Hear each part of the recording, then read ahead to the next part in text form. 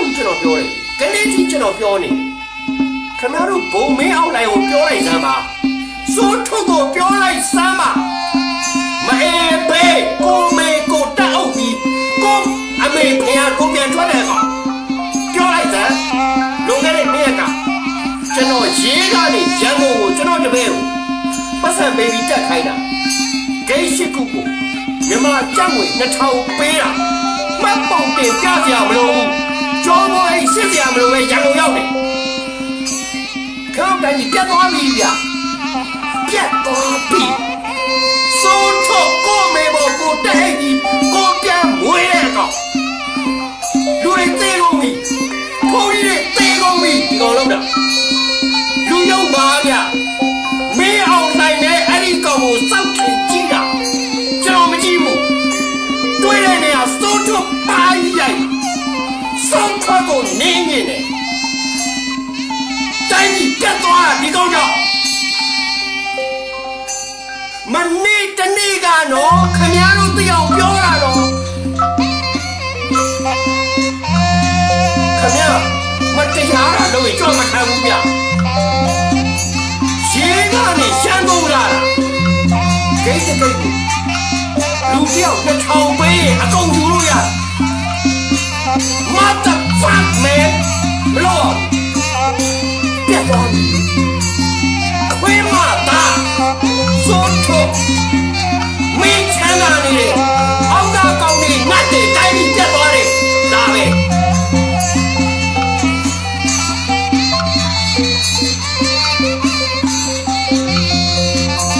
ကျွန်တော်တို့တိုင်းပြီးပြကြောက်ဖို့ကောင်းတယ်ဗျခုံးကြီးတွေကတတ်တယ်ဗျဗမာပြည်သိကုန်တယ်ခွေးမသားဘာလို့ရင်ဒီကြောင်လူချစ်တာကောင်းဖြတ်ပြည့်သိမအာနာရမယ်လို့မင်းစဉ်းစားတာခွေးမသားမင်းလာခဲ့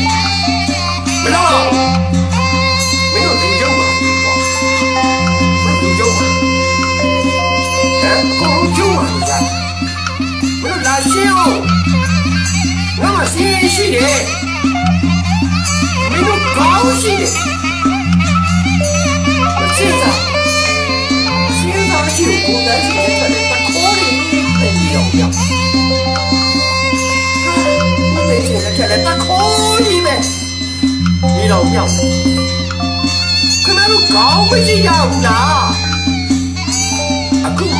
上了我一看啊，拿草莓回马打的，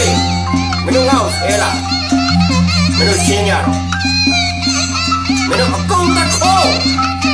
လူတိုင်းကဆောက်လို့ရလိုရတယ်။ဘဝဒီမှာချမ်းသာလို့ကဆောက်လို့ရဝန်ကြီးဌာနဒါပေမဲ့အဲ့ဒီဝန်ကြီးဌာနအားလုံးကသခိုးဝန်ကြီးဌာနအခုလည်းခိုးနေတယ်။ပြီးတယ်ရှင်းတယ်ကျွန်တော်မကြောက်စောက်ချက်မရှိရဘူးဗျာ။တိုင်းလုံးပြတယ်ချက်ရှိစမ်းပါခင်ဗျားတို့အခုအပူကြီးတွေအပူလေးတွေဘာမလုပ်နိုင်ဘူးအဲ့ဒီမပူတေးကုန်ကျွန်တော်ပြောတယ်ချက်ခဲရေးပါခင်ဗျားတတ်တာလူ200ကျော်သွားပြီချက်ခဲရေးဆိုတော့မပူဘာမလုပ်နိုင်ဘူးသဆူထုတ်ဖို့အားလုံးဒီတိုင်းလုံးနဲ့ဖားတယ်သူ့အဖေကဆိုထုတ်ပြတယ်ဒါပေမဲ့အဲ့ဒီကောင်လုပ်လိုက်တာရေရနေကြကုန်တယ်။ကဲဆက်တဲ့ကဲ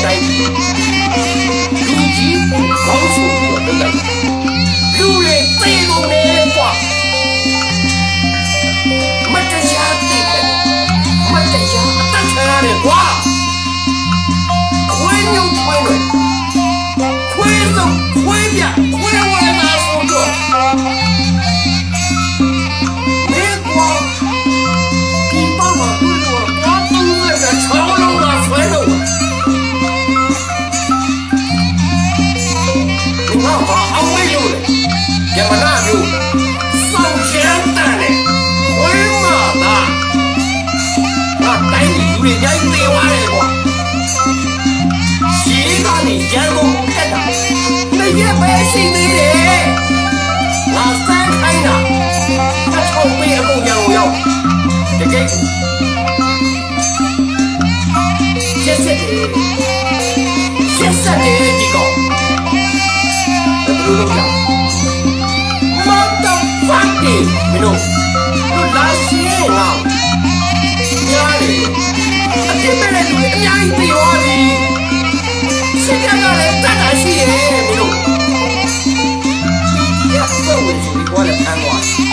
ရိုက်တက်လိုက်ရင်မနေ့ကအလောင်းလာဟာဘော်ရီလာတော့တိုင်းတလိပ်ဆန်နေဖြစ်ကုန်ပြီဟာတလိပ်ဆန်နေကလူကိုတတ်နေတယ်တလိပ်ဆန်နေတက်လို့လူတွေသိနေကြောင်းကျွန်တော်ကိုရှင်လေးတင်ပြလိုက်ရပါတယ်ခင်ဗျာကျေးဇူးတင်ပါတယ်ကျွန်တော်ပြင်လာတဲ့ပြောက်ပါကျွန်တော်တိုင်းပြည်အတွက်